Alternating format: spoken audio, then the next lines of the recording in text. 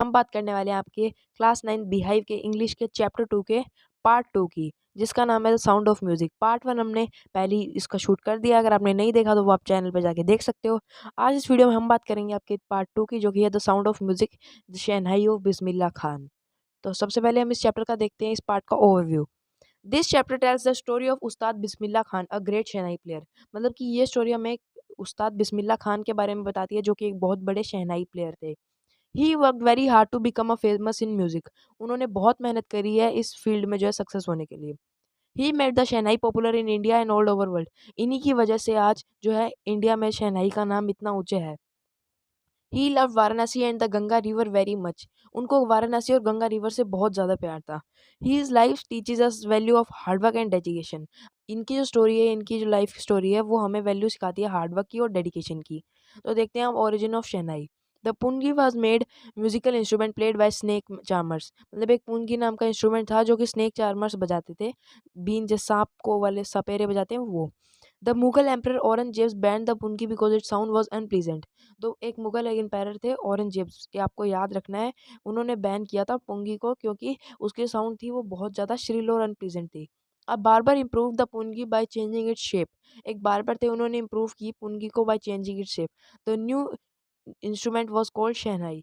जो उन्होंने बार्बर ने जो न्यू इंस्ट्रूमेंट बनाया उसको कहते हैं शहनाई। इसको शहनाई को नाई लास्ट में इसलिए आता है क्योंकि इसको एक बार्बर ने बनाया था, और बार्बर को हिंदी में नाई कहते हैं इसलिए। Importance of shehnai. The shehnai became a popular musical instrument. Shehnai जो है धीरे धीरे बहुत ही पॉपुलर म्यूजिकल इंस्ट्रूमेंट बन गया। It is played in temples and weddings. ये बहुत ही मतलब ज़्यादा वे में जो है मंदिर में और शादियों में बजाया जाने लगा। It is consider N auspicious instrument in India. ये बहुत ही ज़्यादा अहम इंस्ट्रूमेंट था इंडिया का। Ustad Bismillah Khan made the shehnai famous worldwide. उन्होंने पूरी दुनिया में शहनाई का एक अलग ही जो है स्टेज पे लेवल रक्स को रखा था। Birth and family Ustad Bismillah Khan. Ustad Bismillah Khan was born in Dumraon in Bihar. वो एक बिहार के डुमराव गाँव में पैदा हुए थे। He belong to a family of a musicians where music was a very important part of life. वो जो है एक ऐसी फैमिली से बिलोंग करते थे जिनमें जो है उनके घर में सभी म्यूजिशियन थे, और म्यूजिक जो है उनकी लाइफ का एक बहुत ही इंपॉर्टेंट पार्ट था। His father and ancestors were famous shehnai players. उसके जो पिताजी थे वो भी एक बहुत मतलब कि मशहूर शहनाई प्लेयर थे। Because of his musical environment Bismillah Khan developed a deep interest in music from his childhood. उनके घर में भी एक म्यूजिकल इंस्ट्रूमेंट का इन्वायरमेंट था, इसीलिए बिस्मिल्लाह खान को भी इस चीज़ में बहुत इंटरेस्ट था। Learning of Ustad Bismillah Khan. Ustad Bismillah Khan learn to play shehnai from uncle Ali Bakhsh. ये भी आपको याद रखना है, उस्ताद बिस्मिल्लाह खान ने अली बख्श अंकल से जो है शहनाई जो है प्ले करना सीखी थी। Who was a shehnai player at Vishnu temple in Varanasi.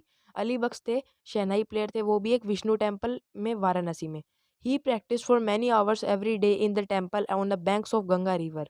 वो बहुत दिन में, यानी कि उनका 90% टाइम वो अपना इसी प्रैक्टिस में गवाते थे on the banks of Ganga river.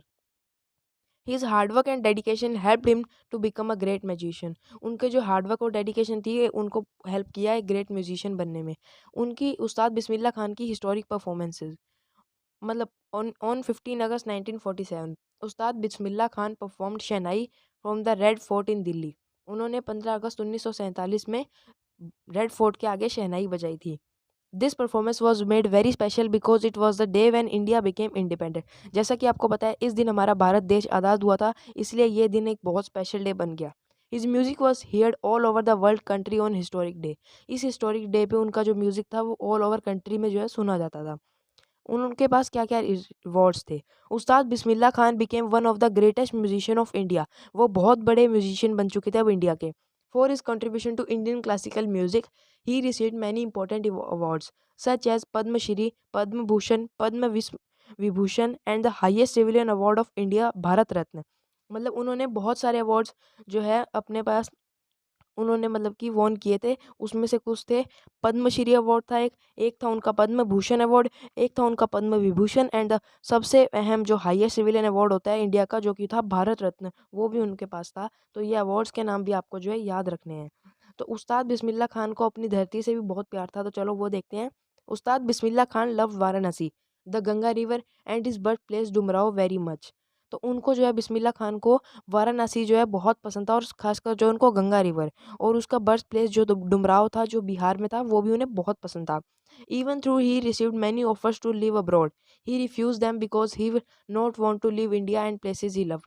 उनके पास बहुत ऑफर आए थे क्योंकि वो बहुत अच्छी शहनाई बजाते थे, तो उन्हें इंडिया के बाहर यानी अब्रॉड से उन्हें बहुत ऑफर आते थे शहनाई बजाने के लिए, लेकिन वह सबको मना कर देते थे क्योंकि वह इंडिया से बहुत प्यार करते थे।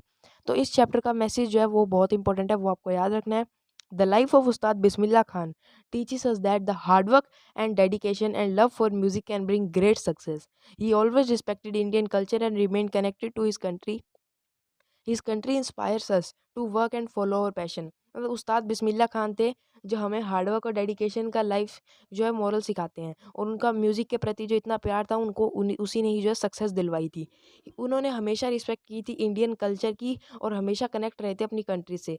His story inspires us to work hard. उनकी जो स्टोरी जब हम सुनते हैं तो वो हमें इंस्पायर करती है हार्ड वर्क करने के लिए और अपने पैशन को फॉलो करने के लिए। और जो फ्रेंड्स ये जो है कुछ इंपॉर्टेंट क्वेश्चन है जिन जो एग्ज़ाम में मतलब कि बहुत सालों से जो है रिपीट हो रहे हैं, तो इनको आप एक बार एग्ज़ाम में जाने से पहले जो है ज़रूर रिवाइज़ कर लेना।